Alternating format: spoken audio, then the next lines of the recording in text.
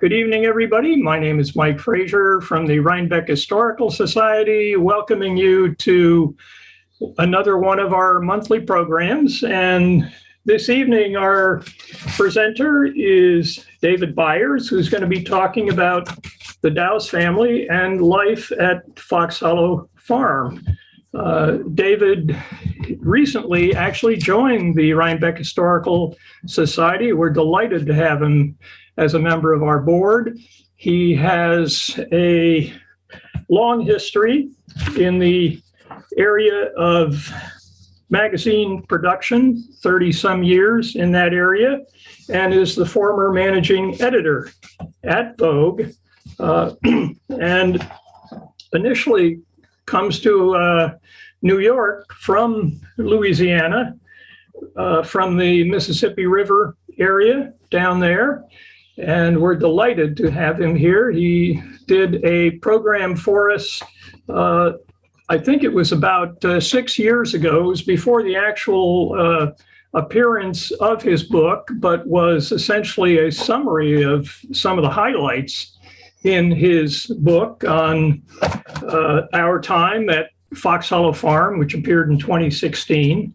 And that was a full house that we had at the Morton Library. David packed that venue, and it looks like he's packing the venue tonight as more and more people sign on. We're delighted to have him with us. And without any further ado, I'm going to turn the program over to our presenter, David Byars. Welcome, David. Thank you. Let me just get the presentation set up here. Okay, good evening. Tonight I will speak about the Dows family and life at Foxhollow Farm from the 1900s to the 1930s. Because of my interest in historic preservation and my love of old houses, in 2008 I joined Hudson River Heritage, the nonprofit organization based in Rhinebeck. Soon afterward, I was voted onto the board. It was then that the board president showed me the Dows collection, the 26 family photograph albums once belonging to Tracy Dows, which had been bequeathed to the organization by Deborah Dows, his youngest daughter, after her death in 1994. The albums had remained mostly in storage since. As I looked through them, I became mesmerized by the wonderful and historic images, thousands of images, mostly all taken by Tracy, as he was an avid photographer. At that point, I knew a book should be published on the lives of this family, and I set out to make that happen. I'm happy to say that after 6 years of intense research, my book was published in 2016 and contains over 400 photographs from the Dows collection. Now to begin their story. Here we see the cast of characters. Tracy and Alice Dows with their 3 children, Olin, Margaret, and Deborah. Tracy Dows was born in 1871 in New York City. He attended Harvard College and graduated in the class of 1893. His father, David Dows, with a very interesting beard, was the youngest of 12 children. He started out as a clerk in a dry goods store in Albany in 1828. 10 years later, he moved to New York City and with his brother John formed David Dows and Company, becoming merchants in the industry of exporting and importing grain. He built an enormous business and became one of the most successful grain merchants in the world, amassing a fortune in millions. At the time of his death in 1890, his 7 children received $400,000 each from his will, which would be in the millions today, of course.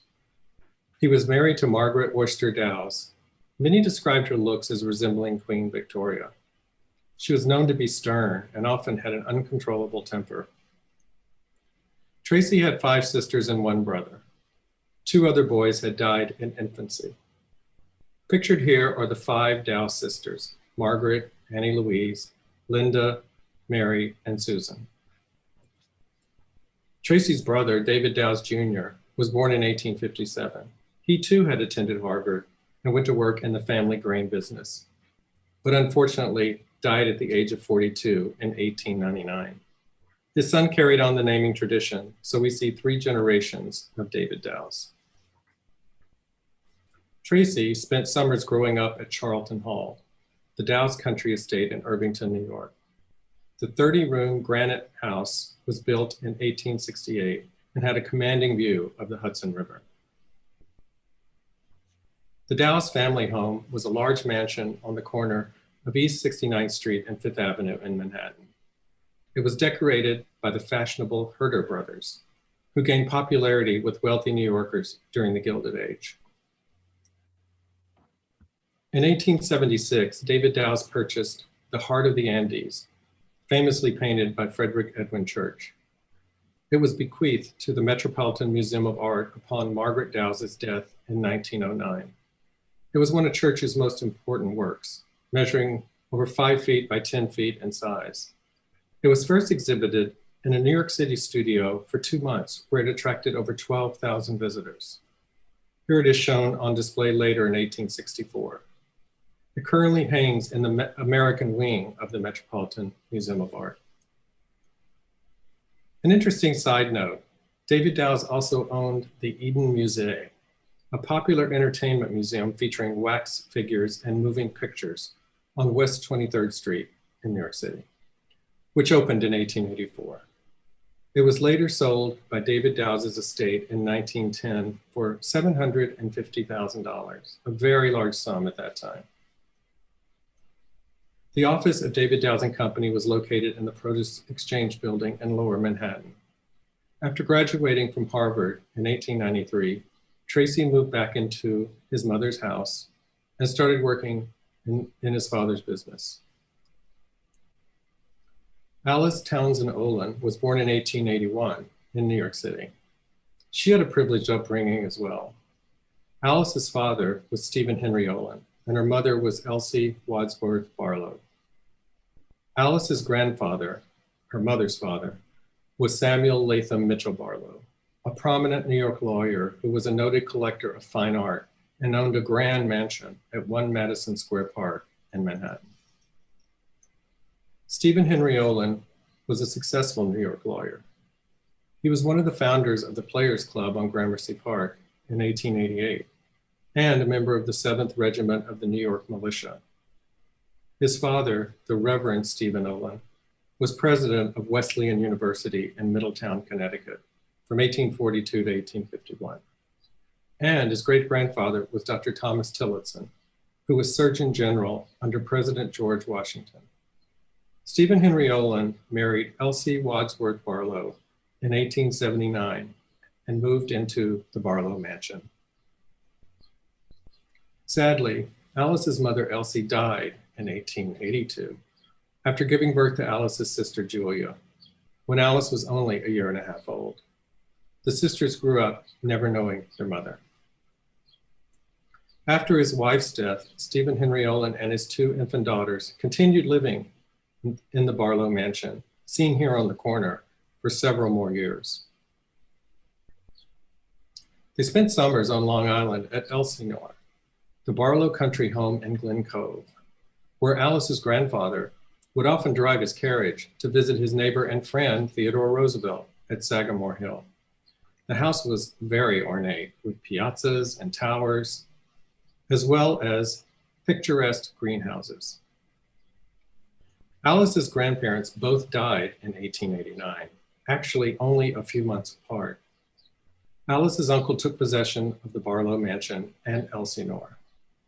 From there, Alice, her father, and her sister Julia moved to a house on Gramercy Park, where the sisters would play hostesses when their father was entertaining guests such as novelist Edith Wharton or the celebrated Gilded Age architect Stanford White.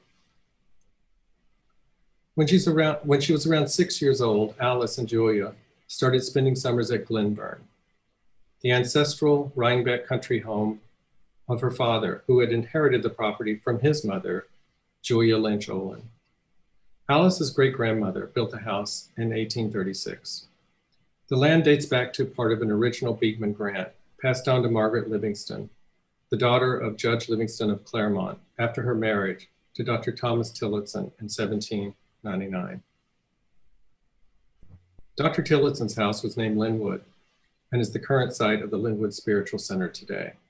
Here we see the original house and a portrait of Thomas Tillotson. Glenburn was magical, with stone bridges and secret waterfalls and long-running streams. This bridge was known as Hump Bridge, or sometimes Moon Bridge. The story is told that when Alice's grandmother was a child, she loved the waterfalls and the rocky wooded hills so much that she asked her grandfather if she could have the land.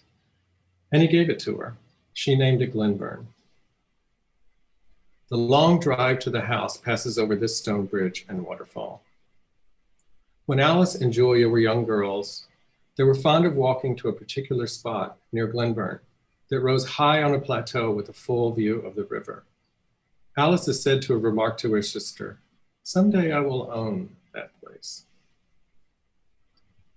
Alice's grandmother had Hillside Chapel built in 1855 as a memorial to her late husband, Reverend Stephen Olin.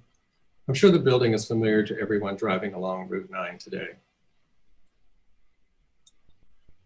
In 1903, Stephen Henry Olin married Emmeline Harriman Dodge, the widow of William Earl Dodge III. She was from the prominent Harriman family. Some remarked, well, that certainly brought more money into this family. Alice and Tracy were also married in 1903 at Glenburn. Newspapers reported that many guests traveled from Manhattan by special rail cars. Here we have the happy couple, although they don't look too happy. Actually, it was considered frivolous to smile in photographs from that era. Okay, from the left are Henry Barbet, best man, Emmeline Harriman Olin, Nora Iselin, Alice's good friend and maid of honor, Alice, and Tracy. Seated is Alice's father, Stephen Henry Olin. Henry Barbet's uncle was Pierre Lorillard IV, who developed the exclusive Tuxedo Park. Like many prominent New York businessmen, Tracy owned a steam yacht. His was named Mohican. The newlyweds spent their honeymoon aboard the Mohican, traveling along the Hudson River. Alice and Tracy began their married life in Irvington. They rented this picturesque cottage from Tracy's cousin, which was just up the road from Charlton Hall, where Tracy had spent his summers growing up. They lived at Woodland Cottage for 3 years. Here is Alice relaxing in the parlor at Woodland Cottage. The pattern wallpaper and wicker furniture were fashionable at the time. The dry point etchings on the wall were the work of Paul César Hallou, who notably designed the magnificent Zodiac mural ceiling and Grand Central Terminal. The first 2 children were born during this time, Olin in 1904 and Margaret in 1906. The children adored their devoted Norwegian nurse Greta. She stayed with the family for over 50 years and is buried in the Dows family plot in the Rhinebeck Cemetery.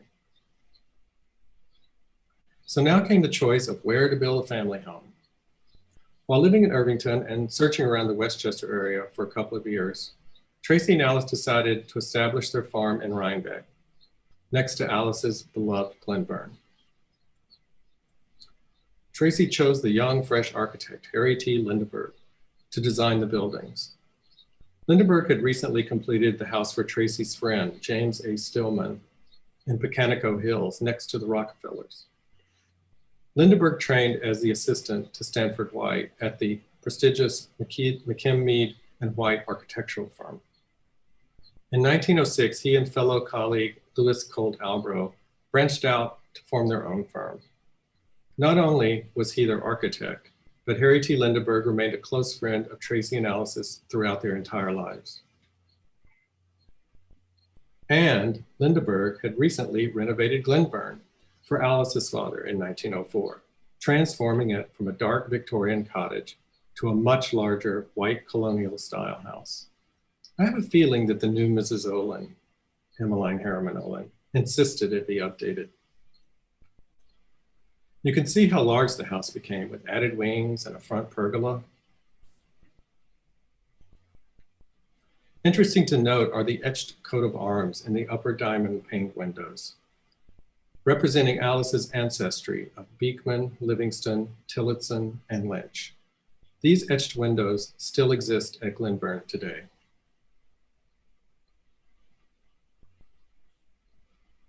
Tracy began purchasing farms adjacent to Glenburn to create Foxhollow Farm. One notable property was Lynnwood Hill, designed by architect Alexander Jackson Davis in 1842 for Dr. Federal Vanderburg, a homeopathic doctor. Like Glenburn, the property had originally been part of the land owned by Dr. Thomas Tillotson. Tracy demolished the house and had the Dows family home built on its site. This was the high plateau with a full view of the river where Alice, as a young girl, had remarked that someday she would own, and now she did. Here are photos that Tracy took in 1905 before the house was demolished.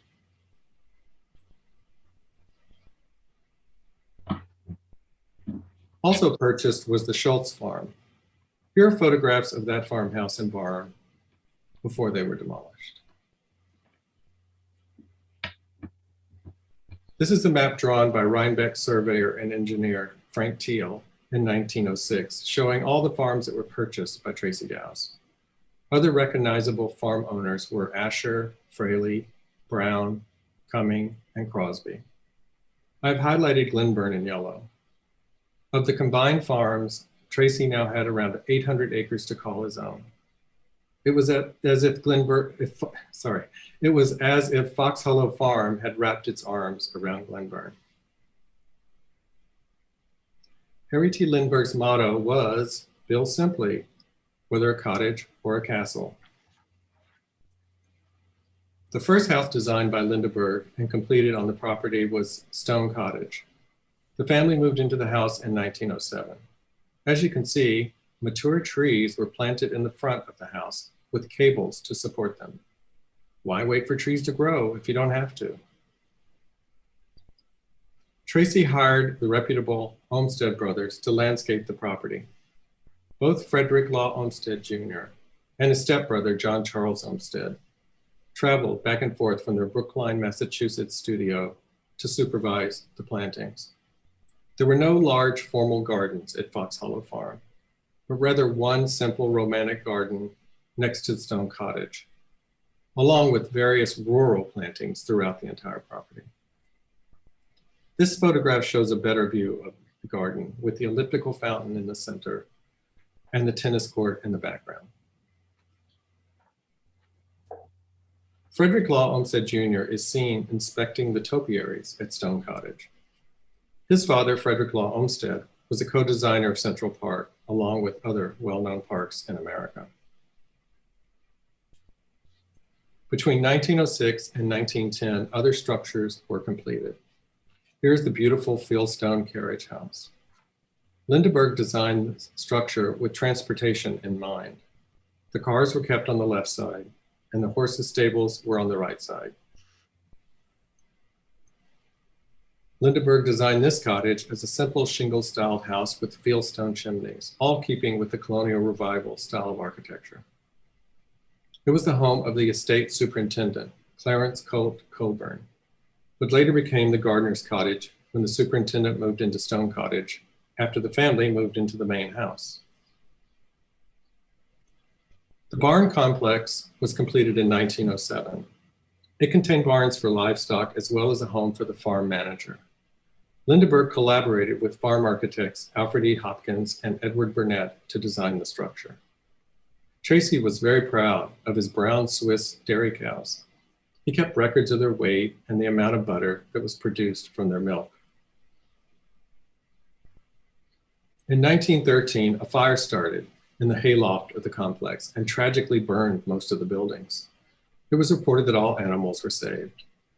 The complex was never completely rebuilt. A water plant was also constructed on the property. I believe these little hut-like structures were artesian wells. The children's cottage was a scaled-down version of a small house and had an exquisite style of its own. It was built near the cascading waterfall of Fallsburg Creek on the Glenburn property. The Gate Lodge was built along Landsman's Kill at Vanderburg Cove, at the back entrance to the farm next to a waterfall that empties into the Hudson River. A grist mill once existed on the other side of the bridge in the 1700s. Constructed along a slope, the lodge had serene views of the water and bridge. The famous American writer, Thomas Wolfe, stayed here as a guest of the Dows family while writing his classic novel, Look Homeward, Angel. You will see a photograph of him later. Even the hay storage building out in the fields had a planned architectural design. That's a young Deb about to climb the ladder to be with Margaret. All farm animals and agriculture were important to Tracy. Here we see a photogenic ram in the sheep barn and silver pheasants in their pheasantry. Tracy was a true bird lover and was a member of the Rhinebeck Bird Club. This Olin tractor was state-of-the-art in 1917. Here's a view of Southlands, the 200-acre area designated for riding and sheep grazing. Many years later, after Foxhollow Farm was sold out of the Dows family, Deb Dows was able to hang on to the area and establish a riding academy on the land, which still exists today as the Southlands Foundation. Lindeberg hired the noted architectural artist, Birch Burdett Long, for the rendering of the family home. Tracy and Alice had instructed Lindeberg to design a sort of Mount Vernon on the Hudson. Here are views of the family house as it was being built in 1910. It had an exterior of brick that was painted white.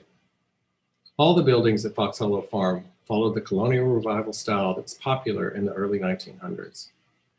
This architectural style was considered modern compared to the style of its 19th century Hudson Valley neighbors, with houses built during the ornate Gilded Age. The family moved from Stone Cottage into the main house in 1910. This is a front view from around 1916. As you can see, they had a lovely view of the Hudson River from the back. Here's a closer view. You can see a boat out in the river. Perhaps it is the Dayliner, which carried passengers up and down the Hudson River from New York City to Albany. Foxhollow Farm was featured in various publications in the 1910s. Here's a quote from Architectural Record. Mr. Dow's residence is situated on 800 acres and has, consequently, some right to be considered a manor house. To keep a residence which contains 12 master's beds and bathrooms and accommodations for 14 servants, subdued to the domestic atmosphere of a farmhouse, was certainly an incredible achievement. The loggia was the family's favorite room in the house. It was always filled with topiaries and fresh cut flowers all year around. That's Margaret in the photograph. Harry T. Lindeberg and a young Olin Dows are standing in front of the large brick fireplace in the loggia. On the floor are glazed green terracotta tiles. Here's a somewhat ghostly photograph of Margaret playing the piano in the living room. All four walls were paneled with recessed bookshelves. This gentleman seems to be mixing a cocktail in Tracy's office on the first floor. In 1929, Tracy was elected as a director of the New York division of the Association Against the Prohibition Amendment. Here's the master of the house posing in the entryway in the 1920s. Here we have the modern kitchen. Well, certainly modern for that time. In the back of the house is a room with an entire wall of refrigerator compartments. Although they are not used anymore, they are still there. I'm still trying to determine what this appliance actually was.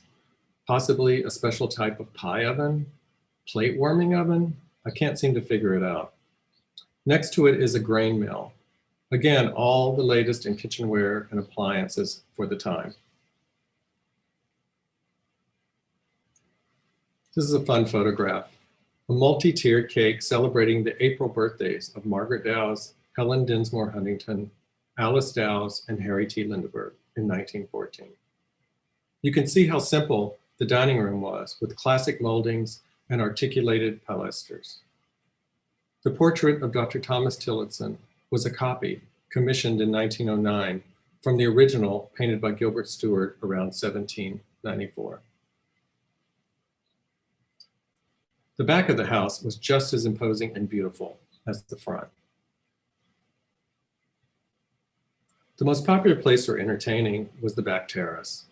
Notice the beautiful potted bay trees, large terracotta jars, and exquisite terrace furniture. The wall fountain provided a lovely backdrop. The design of the fountain featured a Herm-like statue of Pan playing two flutes. Below is a basin with 3 bronze frogs that streamed water out of their mouths into the basin. It was designed by Henry Herring, an artist known for sculpture and architectural work. He trained under Augustus St. Gaudens. As an interesting side note, Henry Herring's studio was located in a penthouse near the Empire State Building in New York City. In 1945, an American military plane, trying to make its way to the Newark airport in extremely dense fog, crashed into the Empire State Building. One engine ripped off its wing and landed in Henry Herring's studio, setting fire to it and destroying almost all his work. Tracy and Alice's third child, Deborah, or affectionately known as Deb, was born in New York City in 1914. Here she is with her mother, Alice, on the back terrace. Deb's love of horses started at an early age, as seen in these 2 photos, on a rocking horse on her first birthday, and several years later, pulling a doll on a wooden horse.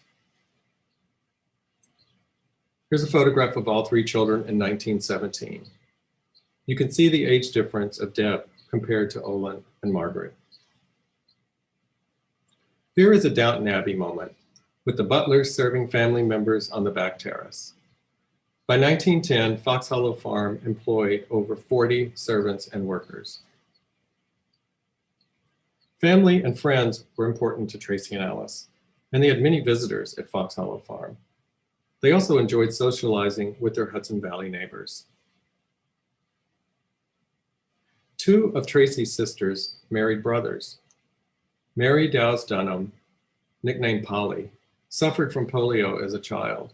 It didn't stop her as an adult. She became an avid traveler and enjoyed life.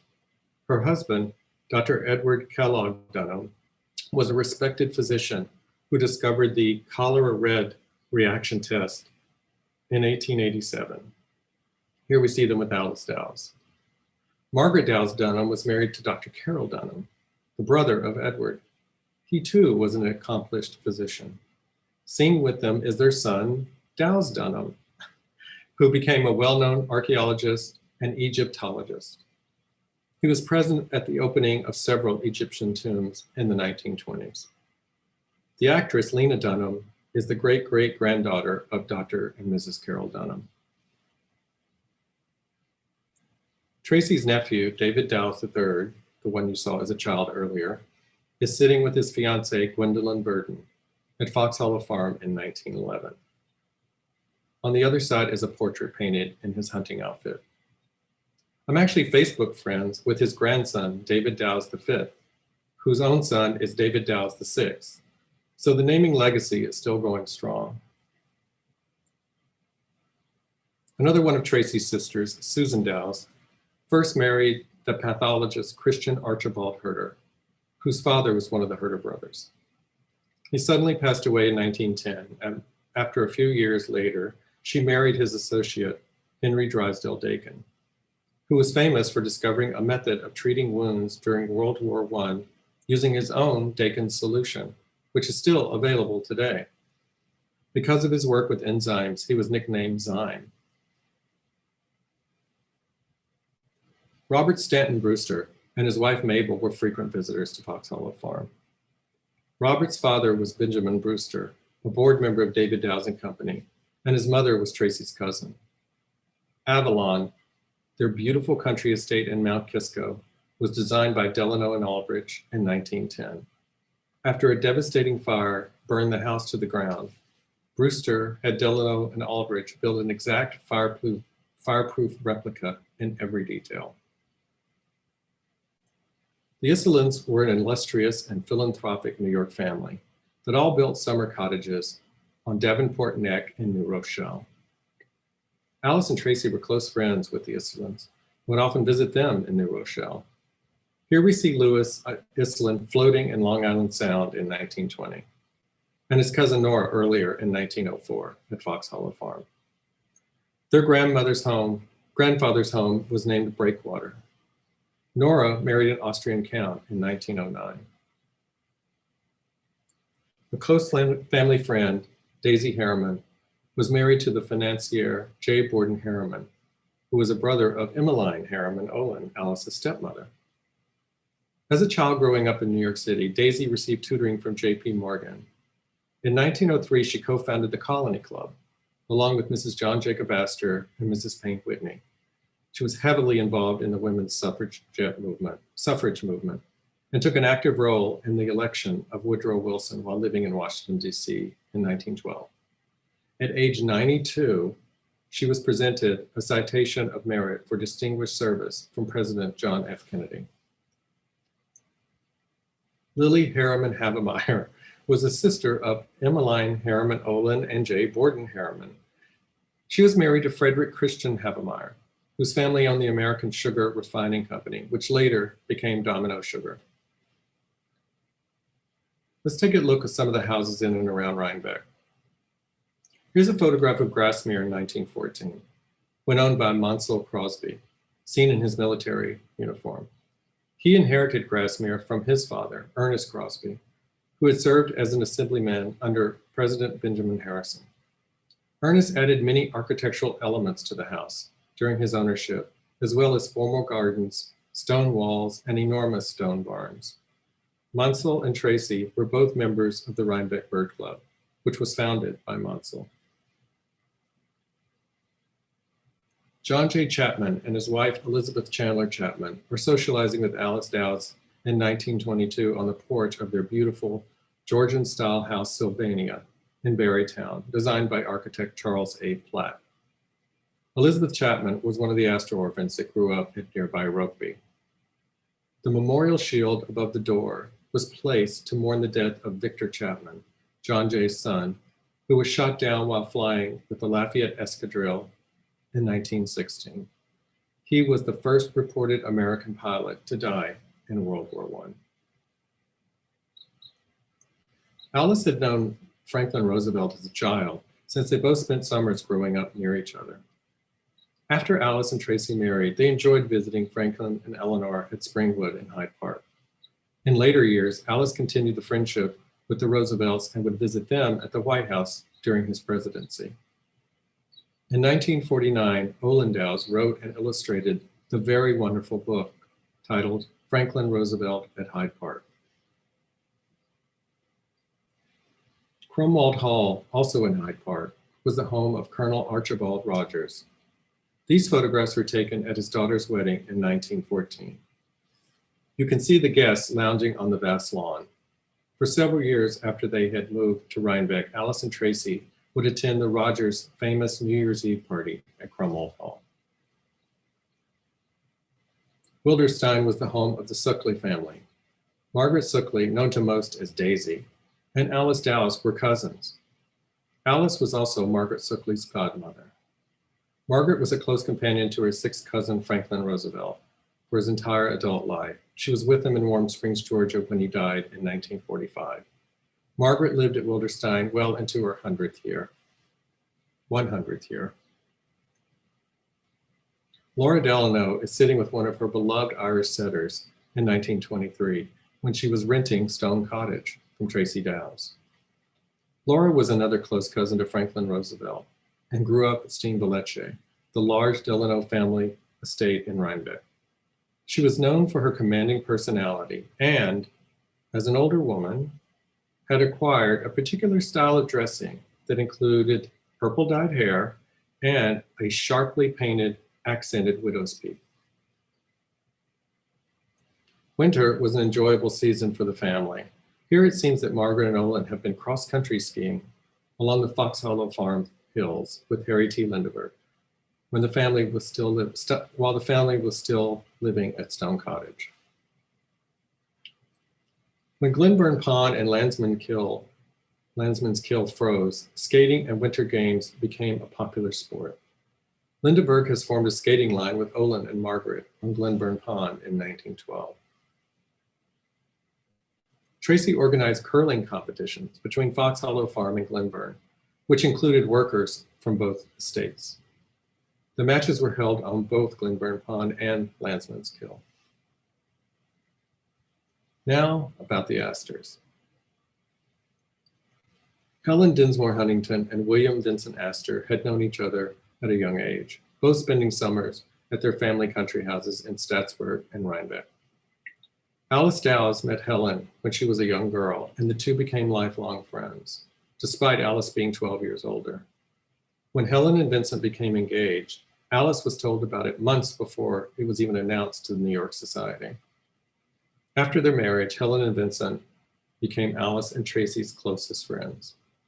Vincent was the son of John Jacob Astor IV, and it was reported that he inherited an estimated $87 million after his father perished on the sinking of the Titanic in 1912. Hopeland House, built in 1909, was the country home of Helen's parents, Robert Palmer Huntington and Helen Gray Dinsmore Huntington. It was designed by Robert Huntington, who was a professional tennis player as well as an architect. Hopeland House was next door to the Locust, the Dinsmore country estate. Helen and Vincent married on April 30th, 1914 at Hopeland House. Alice Dows was one of Helen's attendants. Margaret Dows and Alice Astor, Vincent's sister, were flower girls. Even Vincent's mother traveled from London for the wedding, which was surprising given their rather cold relationship. Vincent also inherited Ferncliff, the Astor country seat. Here we see a rather bleak photograph of the house taken by Tracy in 1922. Almost looks like a painting.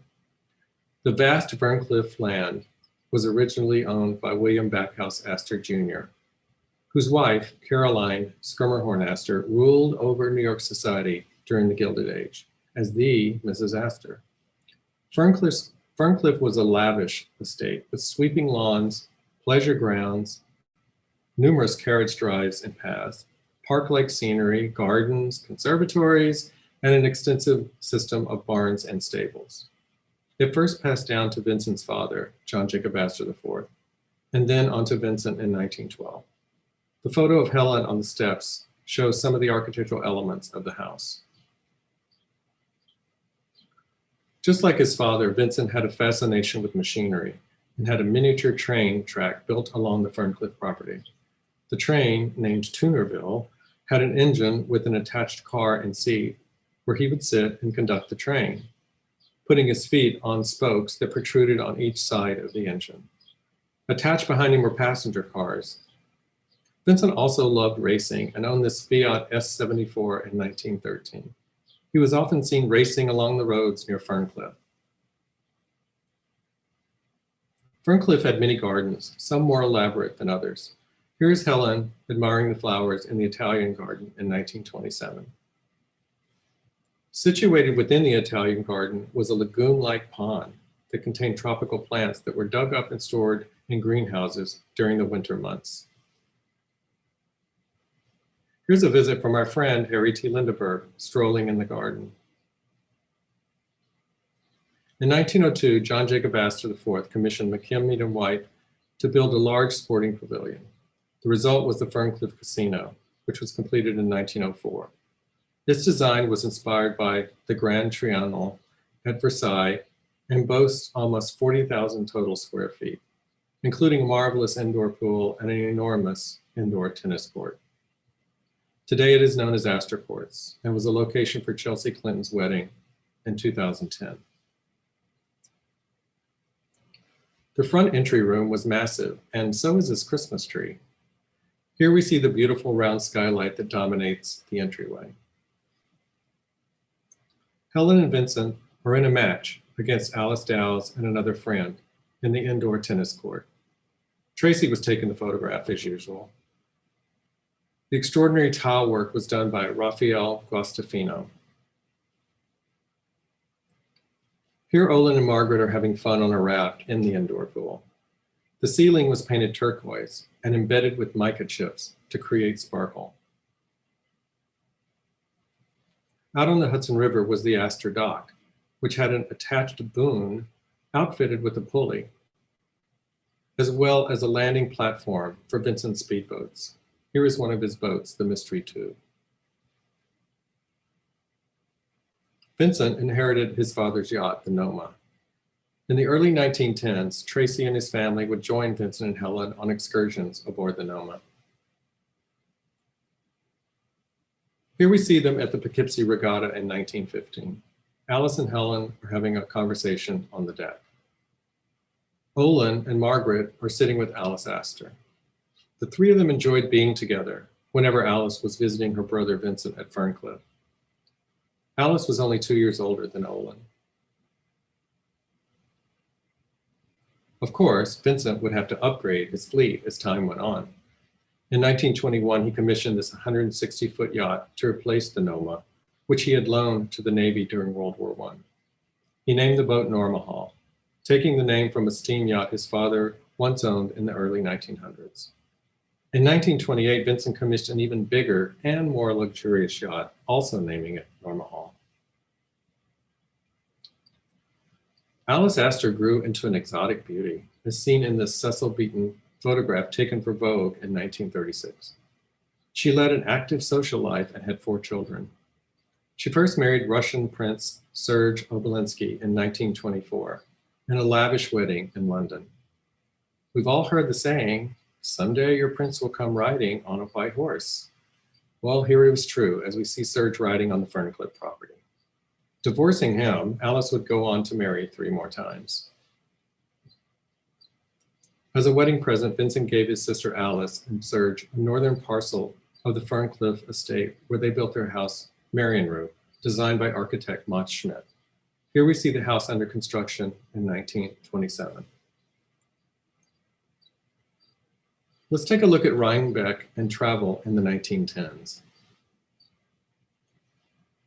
In 1915, Tracy Dows became an investor with Wally Foster with the purchase of the Rhinebeck Hotel. Tracy hired his good friend, Harry T. Lindeberg, to transform the saloon-like hotel into a fresh, modern inn. Lindeberg applied his colonial revival style, as he had done with Foxhollow Farm, and the new establishment was christened Beekman Arms. The renovation was well underway by April of 1917. The transformation happened at a fast pace. The inn was fully renovated by September, and Wally had an open house on September 12, 1917, for the townspeople to tour the new Beekman Arms. The Rhinebeck Gazette reported that nearly 300 people visited the hotel in response to the invitation. The terrace quickly became a favorite spot for outdoor dining. Here are some views of the front rooms after the renovation. They actually still feel very recognizable today. Look closely. Is it possible a ghost appeared in this photograph taken in the side room? I wonder.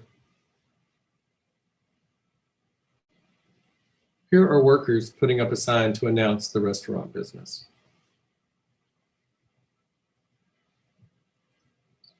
In 1913, Vincent Astor commissioned Harry T. Lindeberg to design a convalescent home for children as a memorial to his father. Holiday Farm opened its doors for business in 1914 and is now known as Astor Services for Children. The organization was founded in 1904 by Mary Morton, daughter of Levi P. Morton.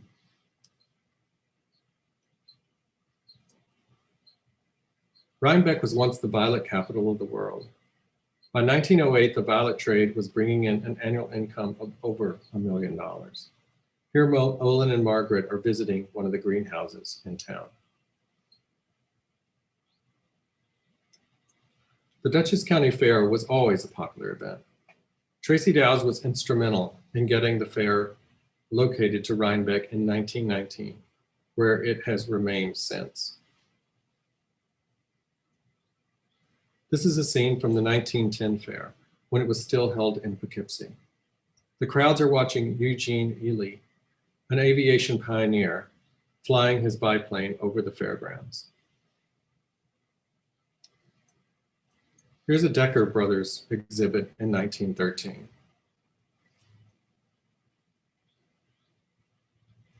This is a great photograph.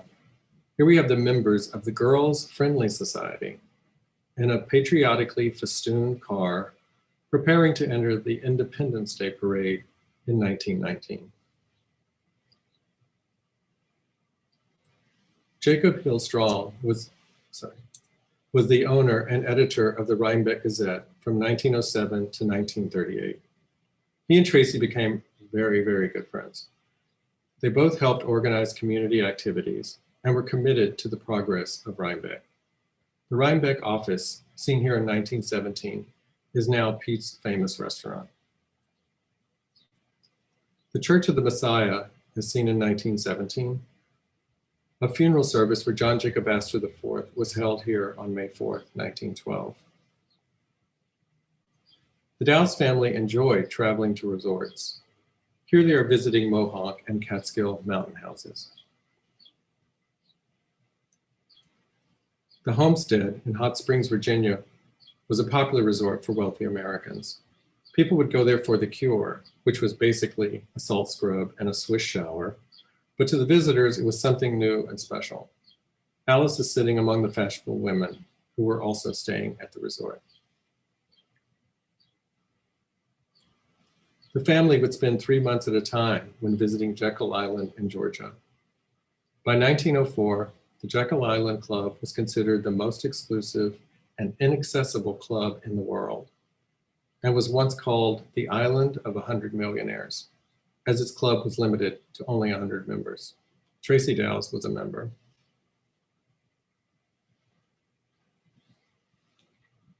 Also a member was Tracy's friend Edwin Gould, son of railroad baron Jay Gould. His cottage was named Chichota. Here we see Olin on the very long Gould dock holding up a crab, and Margaret with Edwin next to his swimming pool.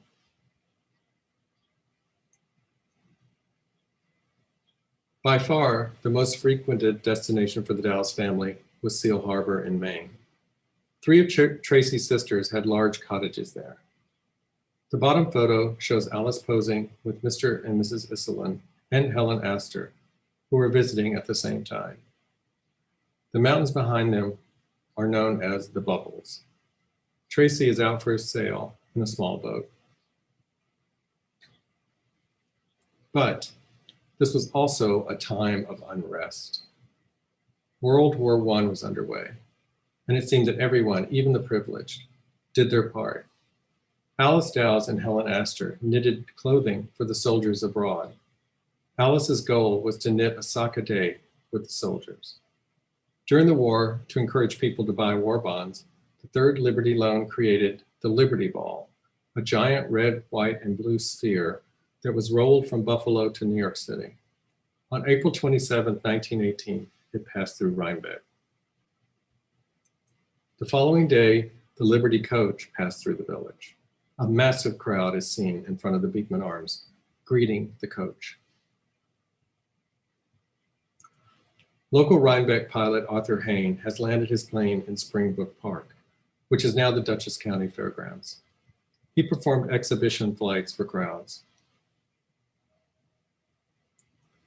One of the most bizarre group of photographs from the Dows collection has to be these. The burning of German Kaiser Wilhelm II in 1918, the year of the armistice. Olin and Margaret have created the scarecrow figure of the Kaiser, complete with his upturned mustache, and carted him to a specific spot where he is tied to a post for the ceremonial torching. Along with Alice, along with Margaret, Deb, Olin, and the children's nurse Greta, are observing the event. Here we see a banner placed in Town Hall for the Victory Liberty Loan in 1919, advertising the need for financing after the war had ended. The 1920s was a real time of change for the family, and several events took place. In 1921, Tracy closed Foxhollow Farm and took the family on a year-long trip to Italy and France. The family left New York City in October and sailed on the Olympic for 6 days to arrive in France. The Olympic was a sister ship of the Titanic. Here is Deb on the deck of the ship standing on a game board. I could actually do a whole presentation with just photos taken on that trip, but tonight I'll just show a few. The family first spent time in Paris and visited Versailles. Here we see Margaret wearing a skunk coat with Alice and Olin in front of the Grand Trianon. You can clearly see where Stanford White got his inspiration when designing the Ferncliff Casino. Here Olin has reached the top of the Leaning Tower of Pisa. The family visited the ancient ruins of Pompeii. Here's a group photo of the family walking along the promenade in the charming French village of Menton in 1922. Perhaps the chauffeur took this photograph. Here's the family being served lunch in Menton. Deb looks on as Margaret has a visit from a local friendly parrot. The family spent most of their trip in Menton. Back home, while Olin was attending Harvard, he became friendly with the classic American writer Thomas Wolfe, who was a frequent guest at Foxhollow Farm. He stayed in the Gate Lodge, and while there wrote much of his great novel, Look Homeward Angel. Many of the characters in his following book of Time and the River, published in 1935, were based on the families and places of the Rhinebeck area, including the Dows family and Foxhollow Farm, even including a character with a miniature train modeled after Vincent Astor. That is Thomas Wolfe on the far right. In the summer of 1924, Margaret's principal companion was her distant cousin, John Langdon. The photograph of him on a horse was taken at Mansikenning, which was not far from Foxhollow Farm. Alice Dows described him as a rare and handsome creature. John introduced Margaret to his Swedish diplomat friend, Knut Richard Tiberg, who had come to stay with him at Mansikenning. The three spent the summer together, socializing and having fun, almost inseparable.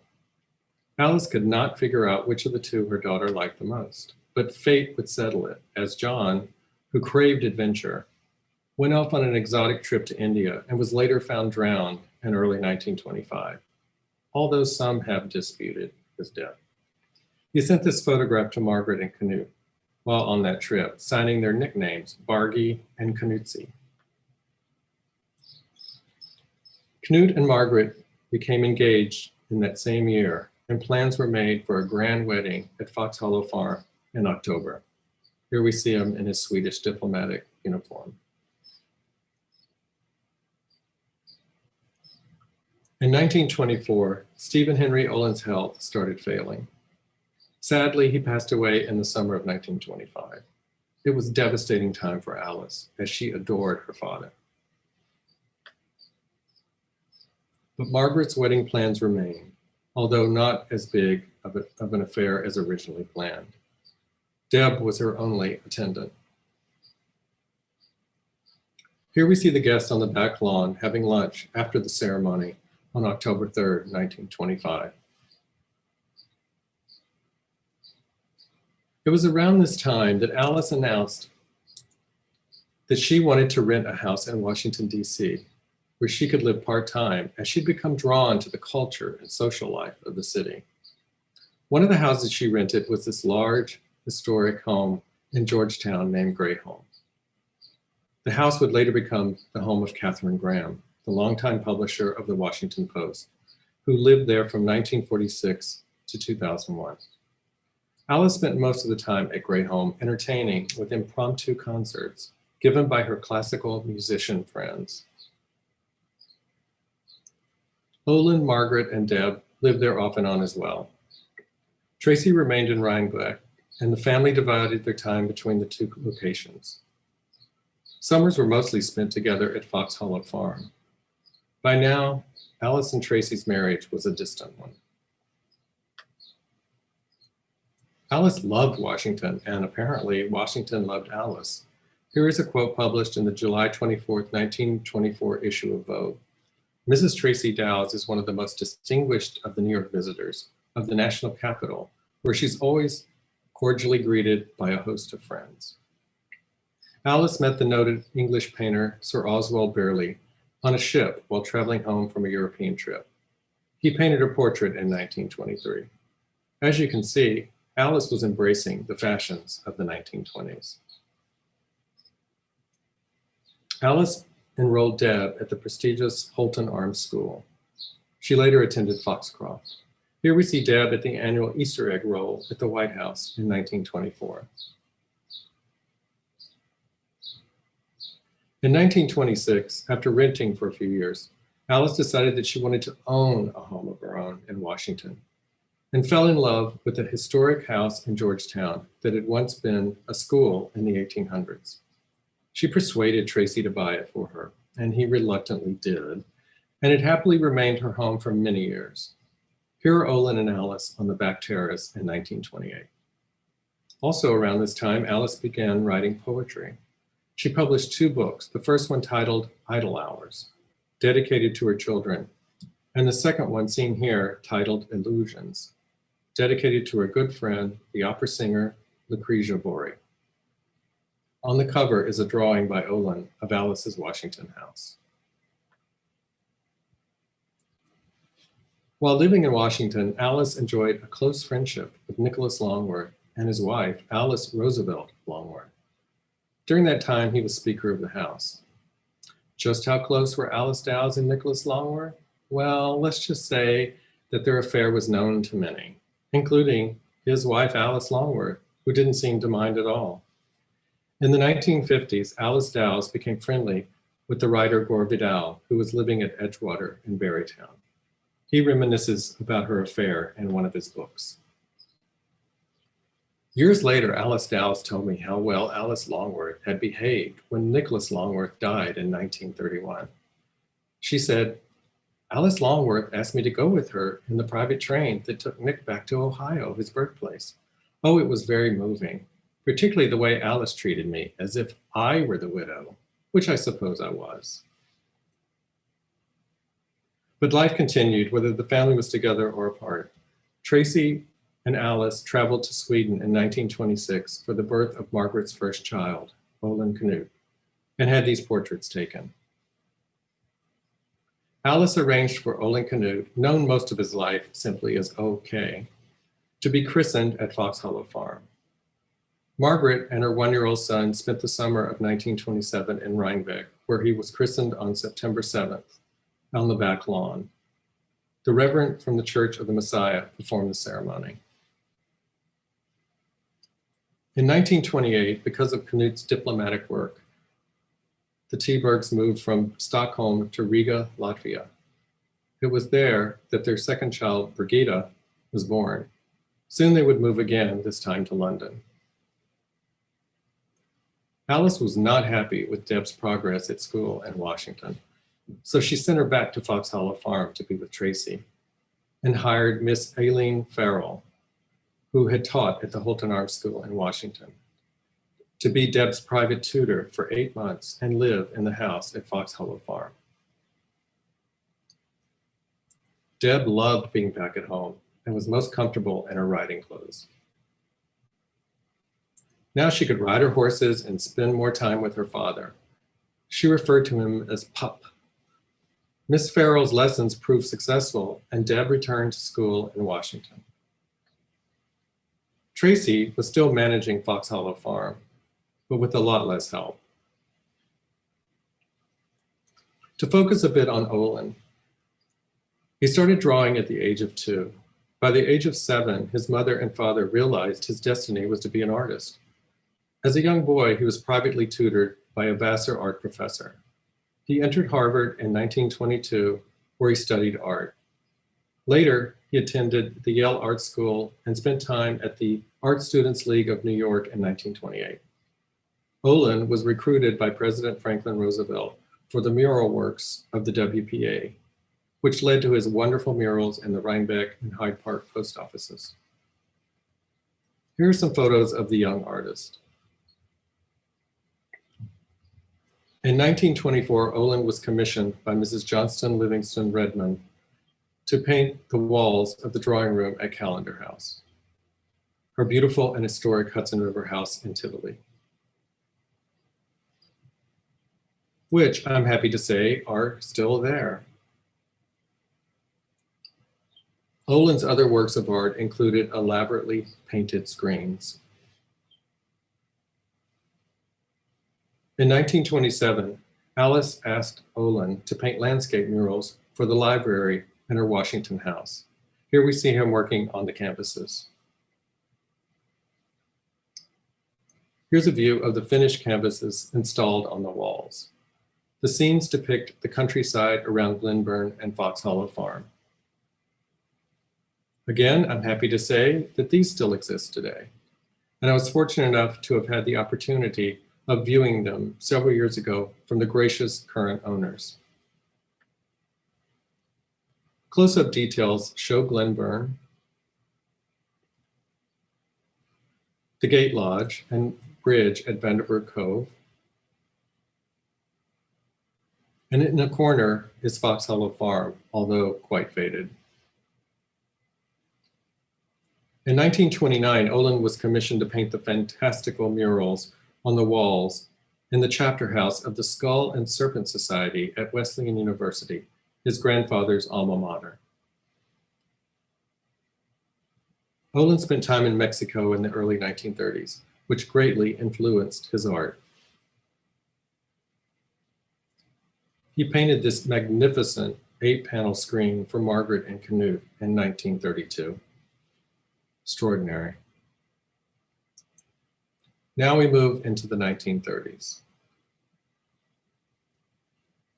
This is one of the last photographs taken of the house by Tracy in 1930. After all the memorable years he had spent there, Foxhollow Farm ultimately became too expensive for him to maintain, especially after the stock market crash of 1929. In 1930, the family moved out of the house, not to return. Tracy turned the house into a girls' school, hiring Miss Farrell to administer the teachings. She established the Foxhollow School, which ran successfully for several years in Rhinebeck, before she relocated it to Lenox, Massachusetts, where it continued well into the 1970s. In 1930, Alice and Deb remained in Washington, and Tracy moved to London, spending the next 7 years of his life aboard ships traveling around. Alice also spent time in Europe, taking Deb and sometimes Olin with her. Margaret and her family were transferred to various European cities throughout the 1930s. She gave birth to her third child, Jan, in 1933. Music had always been important to Alice. While spending time in Berlin, she was introduced to the young Polish violinist Roman Totenberg. It was with her help that he became noticed and began his career as a musician. In 1932, Alice convinced him to move to Paris to escape the approaching wrath of Hitler. He made his first American appearance in Washington in 1935 and went on to become a very accomplished violinist. The famed soprano Lucrezia Borri, whom Alice met on a voyage home from Europe in 1922, remained one of her dearest friends for the rest of her life. In 1935, Deb married John Lancaster Burling, the son of a prominent Washington lawyer, in the garden of Alice's house in Washington, despite Alice doing all she could to prevent it beforehand for Deb's sake. As predicted, the marriage was an unhappy one, and they finally divorced 2 years later. Tracy continued to board ships and travel around during these years after leaving Foxhollow Farm. Mostly he visited Margaret and Canute and his grandchildren, wherever they were living.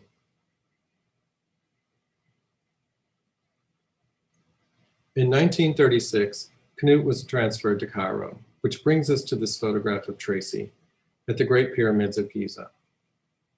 All members of the Dows family spent the Christmas and New Year holidays with Margaret and her family in Cairo, staying for 3 months. They celebrated with a trip down the Nile River in January. It was the last time they would be together, as Tracy died unexpectedly in London later that year on July 3rd, 1937. By 1938, Alice, Deb, and Olin had all returned to Rhinebeck. Alice and Olin moved into the Glenburn house after completing some renovations, as it had been vacant for many years. Olin set up a studio in the Carriage house. Deb built her own house on the Glenburn property and started the riding school, which we now know as Southlands. Became Southlands. She finally found happiness back on the land where she loved the most. And it seems Alice had come full circle, returning to her beloved Glenburn. Franklin Roosevelt remained a good friend and is seen here visiting Olin at Glenburn in the late 1930s in a special car designed to be fully operated and controlled by his hands. I guess many of you are now wondering, well, what happened to Foxhollow Farm? After the family left in 1930, Tracy did try to sell the property during the years he was traveling abroad. Here it is advertised in the classified section of the Rhinebeck Gazette on May 6, 1936, listed among seasoned wood and 6-week-old pigs. It reads, "For sale at great sacrifice." It finally did sell, starting in 1938, to various private owners along the way, including Vincent Astor, as well as the Rhinebeck Country School run by Leonard Znaimer. In 1986, the property was sold to Daytop Village, which is now Samaritan Daytop Village, the compassionate rehabilitation organization, who is still the current owner. At that time, many were opposed to this, and town meetings were held in an attempt to stop the plan. The sale went through, cheered on by Deb Dows, who by then had traveled the world and met people from all walks of life. So we fast forward to today. Here are photos taken only a few years ago of the vacant buildings no longer in use. This is the back, as you know. Stone cottage and the gate lodge. We now have recent news that the entire property is for sale. With so much uncertainty, we can only hope that the outcome will be a good one and the property will be returned to its original glory. The Dowses are gone, but the wonderful buildings designed by Harry T. Lindeberg for Foxhollow Farm are still there, a true legacy of their survival for over 100 years. Thank you.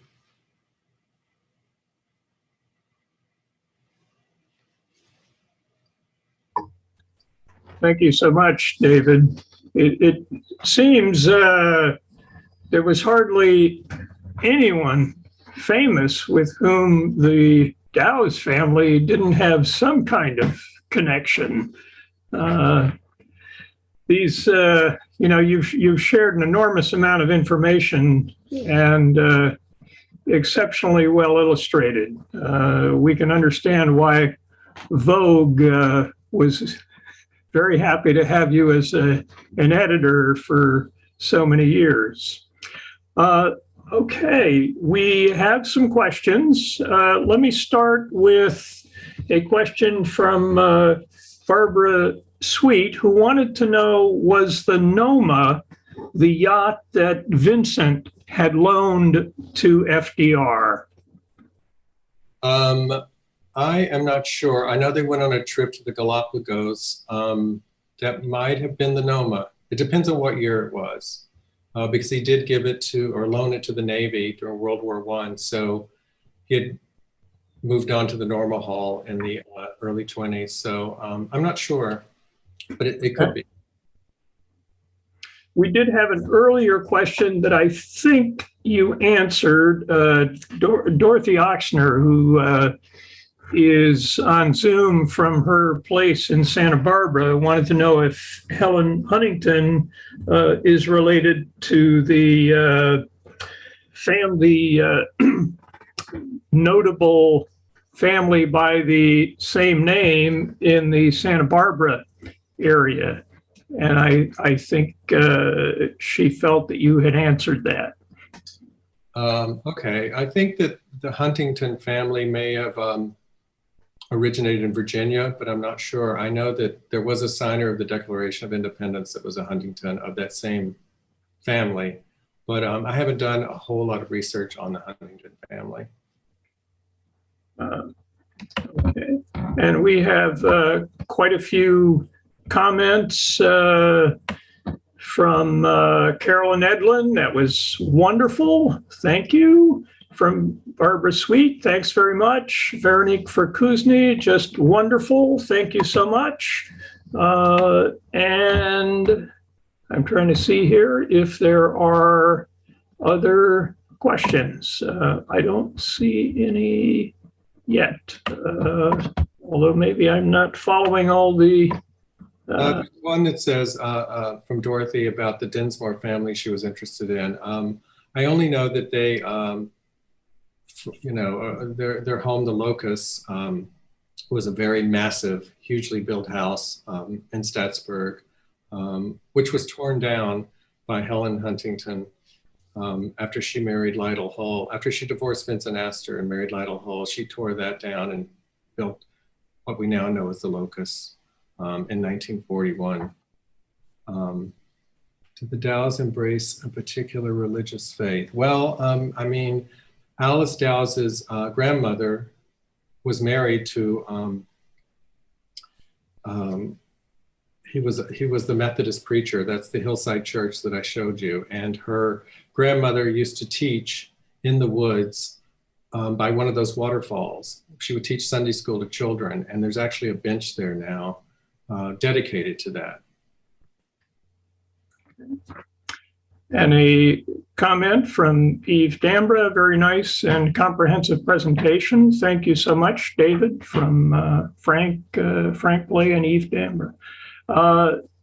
Michelle is asking, I work at Southlands Foundation every day as one of the trainers, along with my husband, and we love hearing all of this amazing history. Thank you so much. You're welcome. You're welcome. I mean, it just, of all the family members, I think Deb Dows stands out the most to me because she just was able to hold on to that property and keep it going from what it originally started out as. Jacob Ruber is encouraging me to plug your book. Here it is. Thank you, Jacob. Our Time at Foxhollow Farm. I guess it shows up backwards on here, but yeah, I'm sure it's available in the Rhinebeck the bookstore. Oblong and Amazon. Oblong Books, yes. Just make a stop at your local bookstore, and I'm sure it'll be available there. Wonderful book. Michelle Tsugad, thank you, David. This was wonderful. Welcome. I see a lot of familiar faces on the Zoom. I just want to say hello to all of you. Yeah, we're glad to see folks from all over. Jacob from Louisiana, and a couple of our members who are in California right now. I see Paul Schaefer over there, who had a long connection with. I see Paul and Gail. Yeah, great. They were very helpful when I was doing my research. Very helpful because of their association with Deb and, of course, Deb's mother and Olin. Okay, I think we're gonna wrap it up. And again, I want to thank everybody for participating. And obviously, thank you so much, David Byars, for the enormous amount of work that went into the book and for sharing with us these magnificent photographs and tying them all together into such a easily understood narrative. Appreciate it. And good night, everybody. Take care. Thank you, everyone. Thank you very much.